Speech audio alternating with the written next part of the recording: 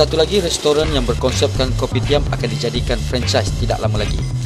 Restoran ini dikenali Jongke Wok Kopitiam yang dimiliki oleh Disubha Multi-Biz Industri Malaysia Sdn Bhd.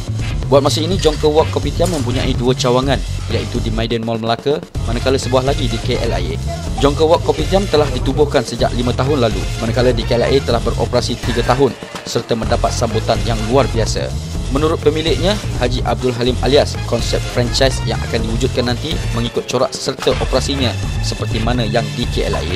Katanya lagi, lesen franchise dijangka diluluskan pada bulan Disember nanti. Beliau berharap Jongke Wok Kopitiam akan mendapat sambutan orang ramai berdasarkan kejayaan cawangannya di KLIA. Beliau berhasrat Jongke Wok Kopitiam akan berada di semua tempat lapangan terbang di seluruh negara.